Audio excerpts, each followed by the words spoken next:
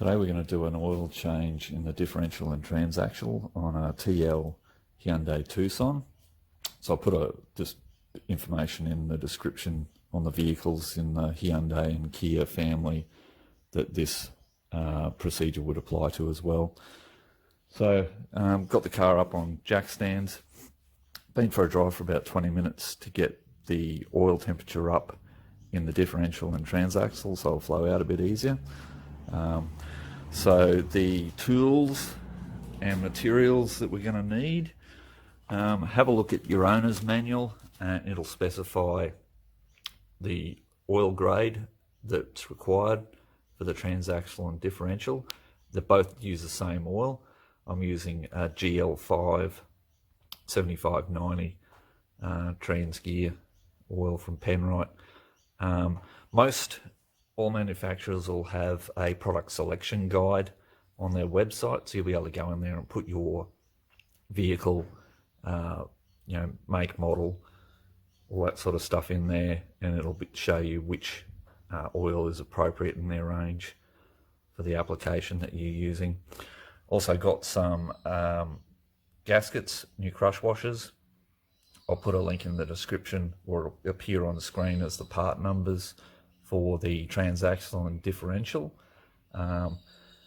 Some suction oil guns. So I just picked this one up from AWD yesterday. I don't know whether I'll give that one a go, but that's a transfer pump. This is the one I usually use. The capacities for the differential is about 600 mil, a bit over 600 mil, and for the transaxle it's a bit over 400 mil. So we'll probably be using about 1.1 or 1.2 litres of this 2.5 litre container. You'll also need a drain pan. At the moment, a 24 mil socket that fits the differential fill and drain. I need to check the transaxle once I get under there, but I'll let you know if what size socket that takes. You'll need an extension bar on your 1/2-inch drive, a 10 mil hex to get the bottom pan off the or the cover, bottom engine cover off from underneath the car, and I just chucked that on a drill to make things easier. Nitrile gloves, some rag, and a bit of degreaser. We'll just have a look. This is the service manual for this vehicle, so you can see the transfer case oil. They recommend that is changed every 120,000 kilometers, and same for the differential oil. So it's replace at 120,000 kilometers as well. I'm changing this at 25,000 kilometers, and I think you'll probably see why I'm going to do that, or why I recommend doing that more regularly than the 120,000 kilometers once we get the oil out. And we'll have a look at the condition of that, and also the amount of material that's on the magnetic drain plug for the diff and the transfer case. Okay, so we'll get into it. So underneath the front of the car you'll see this bottom engine cover, so we need to remove that. So it's held in by about 12, I think,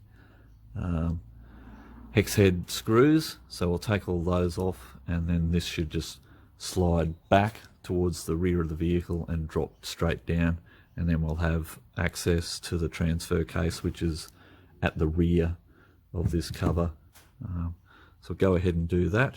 Okay, so we've got that bottom splash guard off.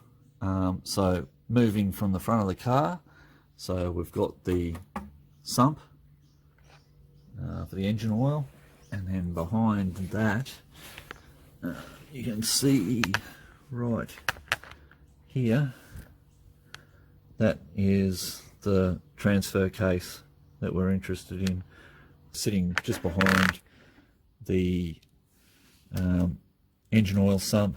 It's got a drive shaft coming out of it there, so that's it. Right there, that is the drain plug for the transfer case, and just up there you'll see the fill plug on the side. So that is a 10mm hex, so add that to your list of tools. And that there is a 24mm socket. So yeah, just grab your 10mm Allen key and you should be able to get that loosened off. Always loosen off your fill plug first, because if you can't undo your fill plug, there's no point in draining the fluid out of that transfer case. So yeah, if you drain your oil out and can't get the fill plug off, you're buggered. You can't refill it. Okay, so we'll go back to the rear of the car and we'll do the differential first, then we'll come back and do this one. Okay, so we're now at the back of the car. That's your exhaust muffler there, rear subframe, and then just in front of that we've got the differential. So yep, 2 drive shafts going out either side of the back of that. So drain bolt there and fill bolt there, both 24mm. Okay, important when you're doing the drain and fill on both of these, the diff and the transaxle, that you undo the fill bolt first. So there's no point draining it and then finding that you can't fill it because you can't get the fill bolt out. So always take the fill bolt out first to make sure that you can refill it once you drain it. Okay, there is an access port in the rear subframe to reach through to the fill hole, the fill bolt, sorry. So that just goes through there like that, and you can get your socket through there to undo that. So we'll go ahead and do that first, loosen that off, and then we can drain this differential. Okay, so you can see I've got that fill plug loosened off there now, so now we can go ahead and undo the drain bolt. Okay, so add a breaker bar to your list of tools. I didn't need much force to get that off, but they obviously didn't want that coming out, so swap back over to the ratchet. Yeah, that's in tight.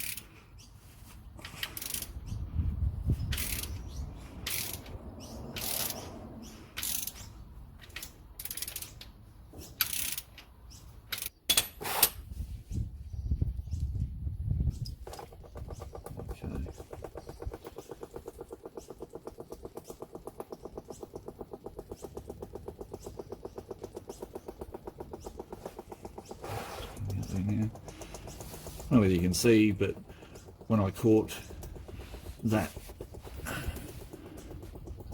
drain plug, you can see some metal shavings that have just gone onto my finger there, and you can see that all over that drain plug. There's a magnet in the end of that, and that's designed to catch. You can see that's full of metal.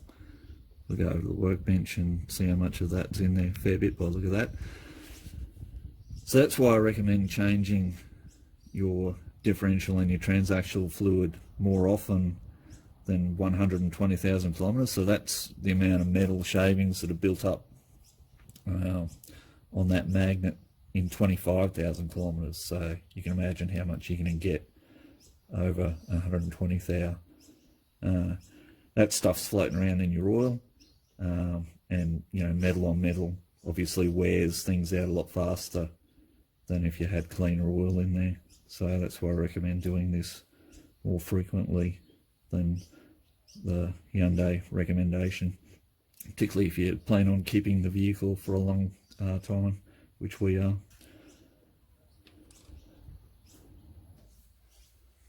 Okay, so you can see the amount of junk or metal that I've taken out of that magnetic drain plug there, and there's still a fair bit left in there. The oil that drained out of it looked pretty clean really, so I can probably leave the next change for a bit longer than 25,000 kilometres. But we'll have a look at the oil and see how much metal's still suspended in that. Okay, so we'll throw a new crush washer on that one and then we'll get that reinstalled. Okay, so that's the oil that's come out of it. Looks pretty clean, but you can see, well, hopefully you can see all the metal that's floating around in the bottom of that pan.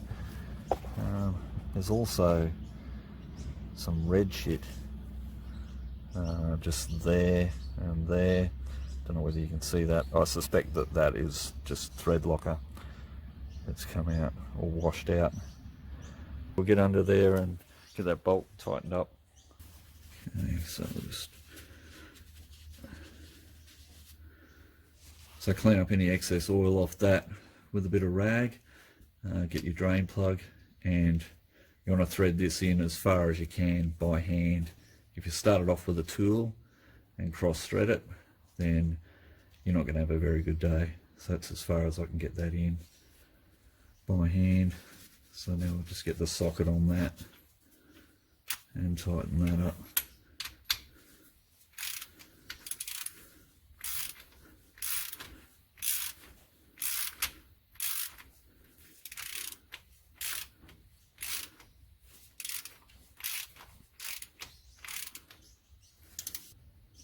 Yeah, I've searched for the torque spec on these bolts with not a lot of success. So it's not a moving part, so as long as it's in there tight, but not over tightened, because you don't want to strip that bolt or the threads on the bolt, you should be okay. Okay, so now we can take the fill plug out completely and get the fluid back in using one of our fluid pumps. Yeah, that doesn't actually have a magnet on the end of that one.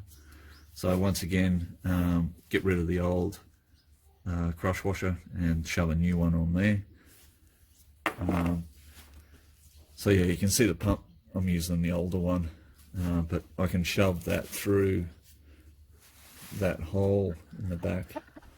Let's get this camera around here a bit. So yeah, go back through that hole in the rear subframe.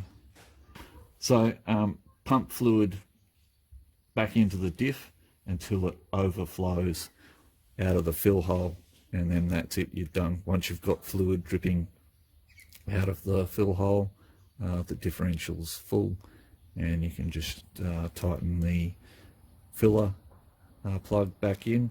Once again, tighten it up by hand and then finish it off with a socket, and then the differential's done. Okay, so we'll just spray a bit of degreaser around, clean all that up.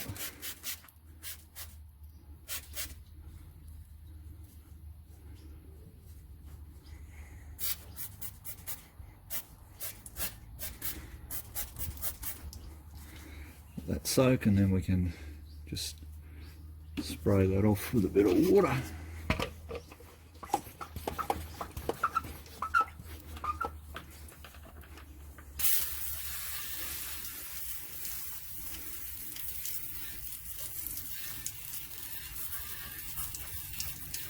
And then we're done. So move on to the transaxle. Okay, so we'll go ahead and loosen the filler.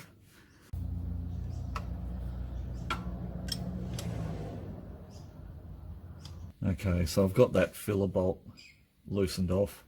That's a real pain in the ass. Not difficult, just a pain in the ass, because there's a lot of thread locker on it, so you need to get it all the way out by using a Allen key.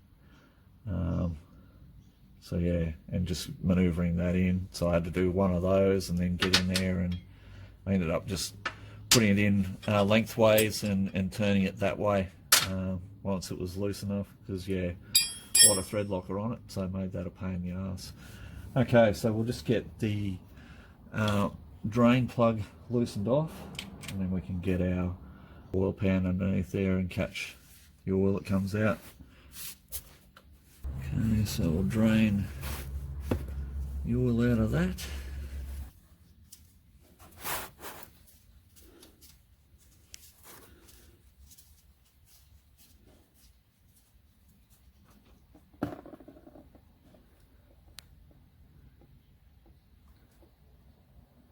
So that stuff's a little bit darker than the stuff that came out of the diff.